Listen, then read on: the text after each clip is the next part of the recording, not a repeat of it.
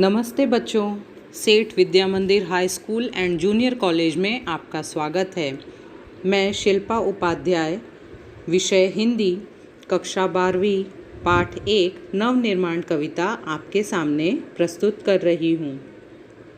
जैसा कि बच्चों हमने 11वीं कक्षा की नई पाठ्य पुस्तक में मुख्यतः 5 विभाग के बारे में जानकारी ली थी।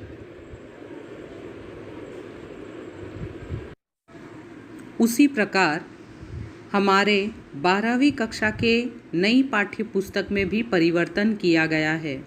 इनमें गद्य, पद्य, विशेष साहित्य, व्यावहारिक हिंदी और व्याकरण का समावेश किया गया है। जैसे कि इस लॉकडाउन के हालात में पाठ्य पुस्तक का मिलना संभव नहीं है। ऐसी परिस्थिति में आप बोर्ड के वेबसाइट पर जाकर पुस्तक के PDF फाइल को डाउनलोड कर लें, जिससे आपको पाठ्यक्रम पढ़ने, अभ्यास करने और उसे समझने में आसानी होगी।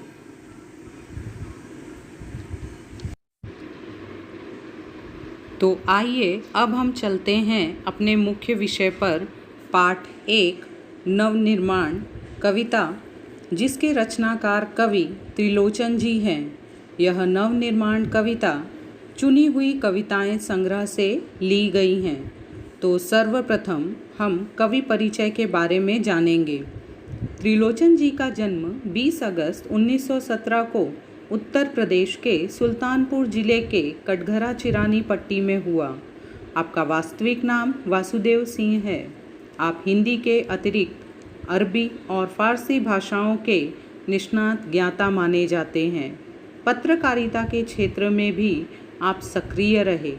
आपने काव्य क्षेत्र में प्रयोग धर्मिता का समर्थन किया और नव सृजन करने वालों के प्रेरणा स्रोत बने रहे।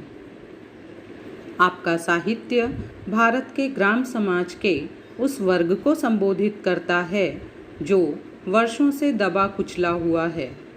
आपकी साहित्यिक भाषा लोक भाषा से अनुप्राणित है।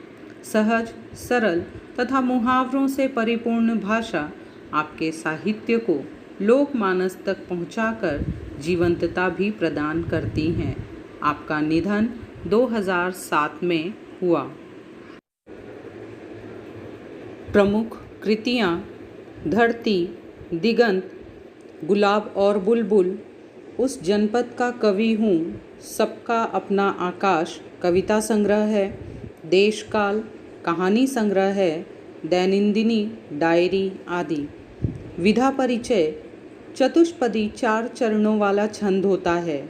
यह चौपाई की तरह होता है। इसमें 4 चरण होते हैं। इसके प्रथम, द्वितीय और चतुर्थ चरण में तुकबंदी होती है। भाव और विचार की दृष्टि से प्रत्येक चतुष्पदी अपने आप में पूर्ण होती है। आगे पाठ परिचय: प्रस्तुत चतुष्पदियों में कवि का आशावाद दृष्टिगोचर होता है। वर्तमान समय में सामान्य मनुष्य के लिए संघर्ष करना अनिवार्य हो गया है। कवि मनुष्य को संघर्ष करने और अंधेरा दूर करने की प्रेरणा देते हैं। जीवन में व्याप्त अन्याय, अत्याचार, विषमता और निर्बलता पर विजय पाने के लिए कवि बल और साहस एकत्रित करने का आह्वान करते हैं। न्याय के लिए बल का प्रयोग करना समाज के उत्थान के लिए श्रेयस्कर यानी श्रेष्ठ होता है। इस सत्य से भी कवि अवगत कराते हैं। कवि का मानना है कि समाज में समानता, स्वतंत्रता तथा मानवता को स्थापित करना हमारे जीवन का उद्देश्य होना चाहिए। अब इसके आगे बच्चों हम नवनिर्माण कविता का वाचन करेंगे। जैसे कि पहले बताया गया है, चतुष्पदी, इसमें 4-4 पंक्तियाँ ली गई हैं। तो आइए हम इन पंक्तियों को पढ़ें और उसकी व्याख्या का वर्णन करें। तुमने विश्वास दिया है मुझको, तुमने विश्वास दिया है मुझको, मन का उच्छ्वास दिया है मुझको, मैं इसे भूमि पर संभालूंगा। तुमने आकाश दिया है मुझको, तुमने आकाश दिया है मुझको। कवि कहते हैं, धरती माँ को संबोधित करते हुए अपने विचारों और भावों को व्यक्त करते हैं। कवि कहते हैं कि माँ जिस भरोसे और यकीन के साथ मुझे जीवन दिया है, मैं गहरी सांसें लेने में समर्थ हो पाया हूँ, उसे इस धरा यानी धरती पर सुरक्षित व संभाल कर रखूँगा, उसे बेकार नहीं जाने दूँगा। आज मुझे जो खुला आसमान मिला है, जीवन के आज़ादी का सुनहरा अवसर मिला है, इसका मैं सदुपयोग करूँगा। जीवन को सफल व सार्थक बनाने के लिए सदैव प्रयासरत रहूँगा। यहाँ पर बच्चों देखिए, उच्छ्वास का अर्थ है सांस लेना या श्वास लेना। और एक बात और बताई गई है कि जिस तरह से हम लोग ने चतुष्पदी के बारे में जानकारी ली थी, वो यहाँ पर पहले चरण में है मुझको, द्वितीय चरण में है मुझको और चतुर्थ चरण में भी है मुझको। इस तरह से शब्द का लेखन किया गया है। यह कहा जाता है तुकबंदी, यानी चतुष्पदी में यह बताया गया है। कविता के दूसरे पद में कवि कहते हैं, सूत्र यह तोड़ नहीं सकते हैं, सूत्र यह तोड़ नहीं सकते हैं, तोड़कर जोड़ नहीं सकते हैं। व्योम में जाएं कहीं भी उड़ जाएं, व्योम में जाएं कहीं भी उड़ जाएं, भूमि को छोड़ नहीं सकते हैं। यहाँ व्योम शब्द का अर्थ है आकाश, गगन, आसमान। कवि कहते हैं कि हमें जीवन में रिश्ते और प्रेम के संबंधों को अहमियत देना चाहिए। प्रेम व रिश्तों के बंधन का धागा बड़ा ही नाजुक होता है, इसे तोड़ने के बाद हम जोड़ नहीं सकते हैं। जैसा कि हम लोगों ने पिछले कक्षा में बच्चों पढ़ा है, रहीमन धागा प्रेम का, मत तोड़ो चटकाए, टूटे से फिर ना जुड़े, मिले गांठ पड़ जाए। इसलिए संबंधों के अहमियत को समझना चाहिए।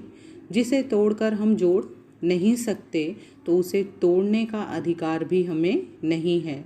धागा एक बार टूट जाता है तो लाख प्रयास करने के बाद भी फिर जैसा नहीं जुड़ता है, उसमें गांठ आखिर पड़ ही जाती है। जीवन में सफलता पाने के लिए, कामयाबी के लिए कहीं भी चले जाएं, हमारे सामने खुला असीम आकाश है।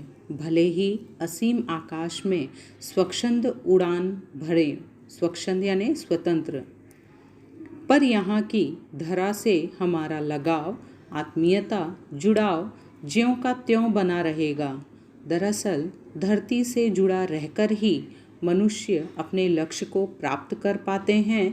कहने का तात्पर्य यह है कि सफलता की उड़ान भरने पर अस्तित्व व आधार को नहीं भूलना चाहिए। मातृभूमि के प्रति लगाव जो हमारे मन में है, वह हमेशा बनाए रखना चाहिए। कवि तीसरे पद में कहते हैं, सत्य है राह में अंधेरा है, सत्य है राह में अंधेरा है, रोक देने के लिए घेरा है। काम भी और तुम करोगे क्या, काम भी और तुम करोगे क्या, बढ़ चलो सामने अंधेरा है। कवि इस पद की पंक्ति का अर्थ बताते हैं, यह सत्य है कि जीवन की राह में अंधेरा है, अर्थात जीवन पथ संघर्षमय है, कठिनाइयाँ और अड़चनों से भरा हुआ है। जीवन पथ पर अनेक समस्याएं हमारे सामने बाधा या रुकावट बनकर आती हैं, पर हमें हताश और निराश नहीं होना चाहिए, बल्कि डटकर उन मुश्किलों का सामना करना चाहिए। हमें काम भी है, जिम्मेदारियों को भी पूरा करना है, दूसरा कोई उपाय भी नहीं है। इसलिए सदैव आगे बढ़ते चलना है। जीवन पथ के अंधेरों तथा कठिनाइयों का सामना साहस के साथ करना है। कठिनाइयों के डर से हार नहीं मानना है। यहाँ पर कवि का आशावादी दृष्टिकोण प्रस्तुत हुआ है। कविता की आगे की पंक्ति में कहा गया है, बल नहीं होता सताने के लिए, बल नहीं होता सताने के लिए, वह है पीड़ित को बचाने के लिए। बल मिला है तो बल बनो सबके, उठ पड़ो न्याय दिलाने के लिए, उठ पड़ो न्याय दिलाने के लिए। कवि कहते हैं कि ताकतवर या शक्तिशाली मनुष्य अपने बल या शक्ति का प्रयोग कभी भी किसी को सताने के लिए या परेशान करने के लिए नहीं करता, बल्कि वह दुखी, त्रस्त या पीड़ितों की सहायता के लिए तत्पर रहते हैं। असहायों व पीड़ितों को संरक्षण देने के लिए, उन्हें बचाने के लिए बल का प्रयोग करते हैं। कवि कहते हैं कि जो सामर्थ्यवान है, जिन्हें बल मिला हुआ है, जो ताकतवर हैं, उन्हें असहायों व दीन दुखियों का सहायक अर्थात सहारा बनकर उनका ताकत बनना है।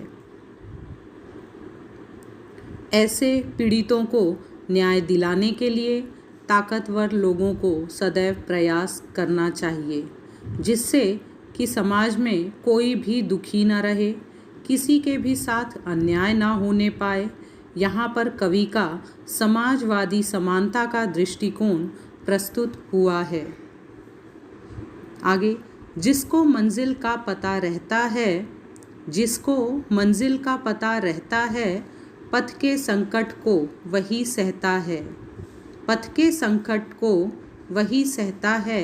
एक दिन सिद्धि के शिखर पर बैठ अपना इतिहास वही कहता है।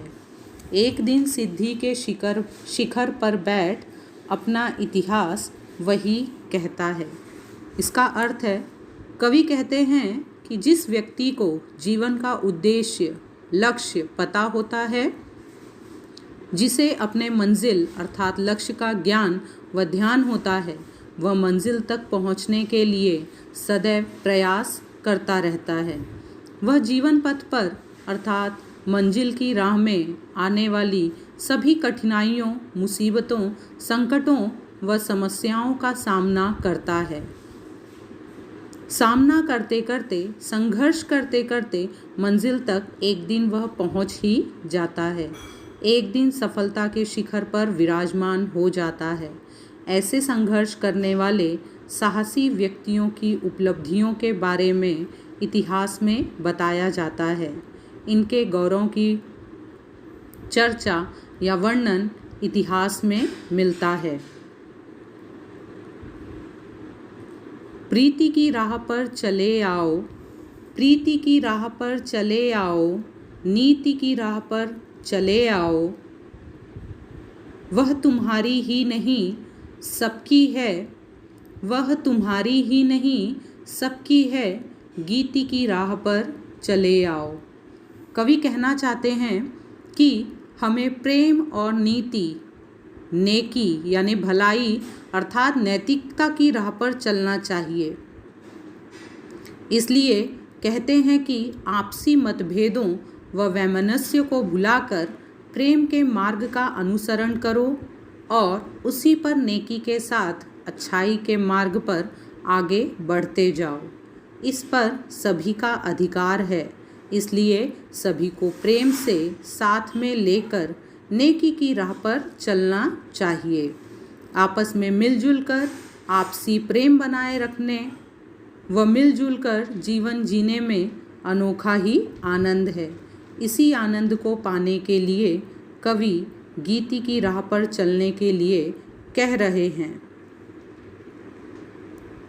साथ निकलेंगे आज नर नारी, साथ निकलेंगे आज नर नारी, लेंगे कांटों का ताज नर नारी।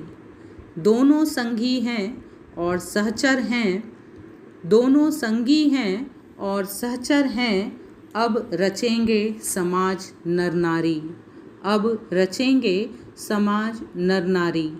कवि कहते हैं कि आज सामाजिक परिवर्तन हो गया है। समाज में बहुत से बदलाव आ चुके हैं। समाज में बदलाव आया है। अब नर और नारी अर्थात पुरुष और महिला एक साथ कंधे से कंधा मिलाकर चलने लगे हैं। जीवन में चुनौतियों का सामना नर और नारी दोनों मिलकर करेंगे। संघर्ष करते हुए कांटों का ताज धारण करेंगे, अर्थात विषम परिस्थितियों में सफलता प्राप्त करेंगे। दोनों साथी हैं, जीवन साथी हैं, साथ मिलकर जीवन जीने का वचन दिया है और उसका निर्वाह भी करेंगे। समाज का नवनिर्माण व विकास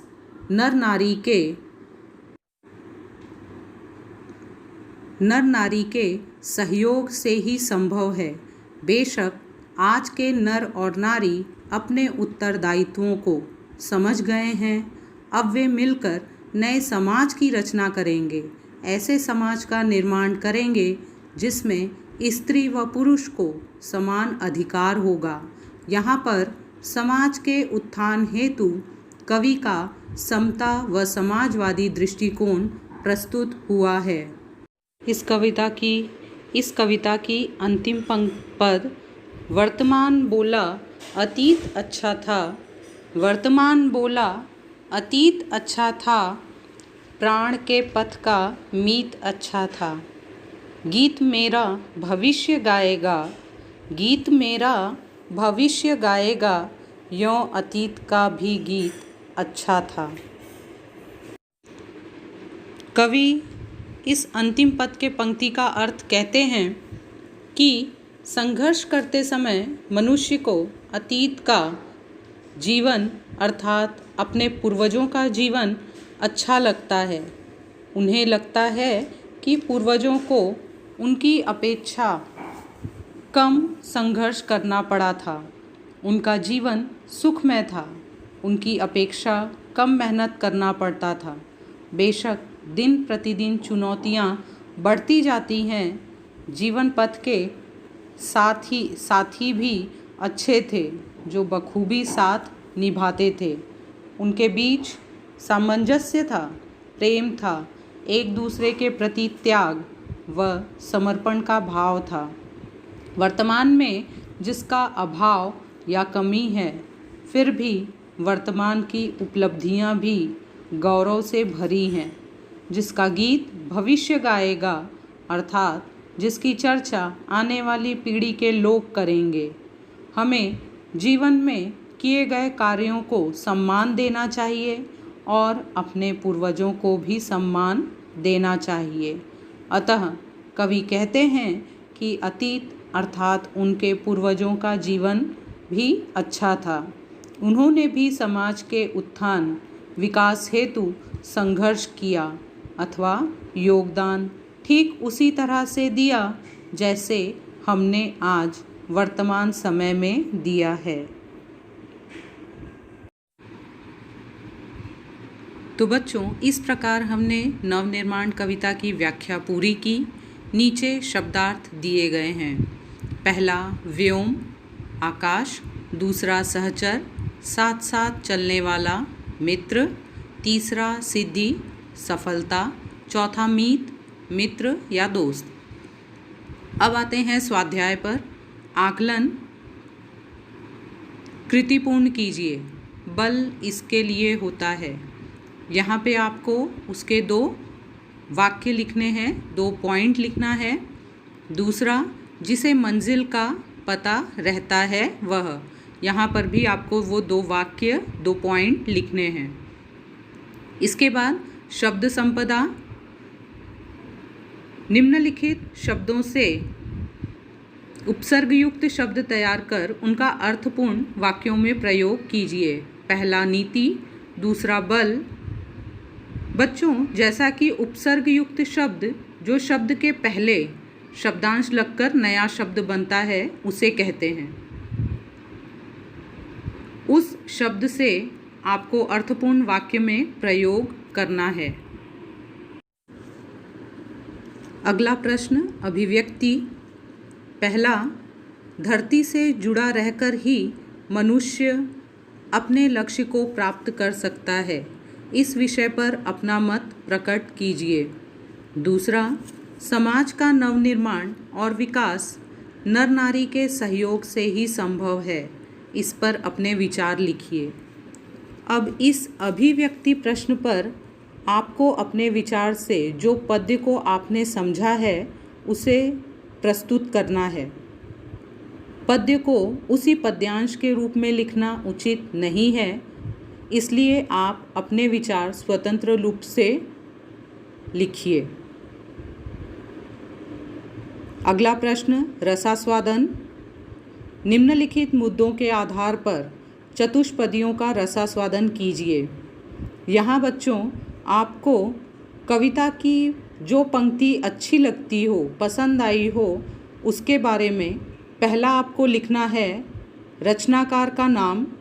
दूसरा, पसंद की जो आपको पसंद आई पंक्ति है, लाइन है, वो लिखना है। तीसरा, पसंद आने का कारण क्या है।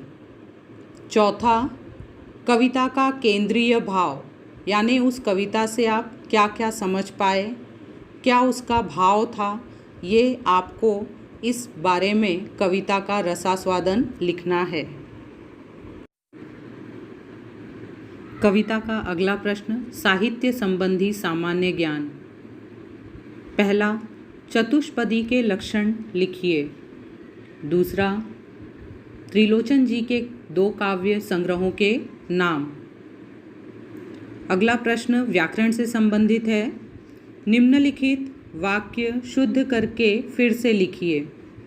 अब बच्चों इस प्रश्न में आपको लिंग, वचन, काल, क्रिया, वर्तनी, स्पेलिंग के आधार पे जो भी त्रुटियां हैं यानी गलतियां हैं, जो अशुद्ध हैं शब्द, उसे शुद्ध करके वाक्य को फिर से आपको लिखना है। मुझे विश्वास है कि छात्रों यह पद्य आप सभी को अच्छी तरह से समझ में आ गया होगा। यह स्वाध्याय जो दिया गया है उसे आज आप समझ के करिए। धन्यवाद।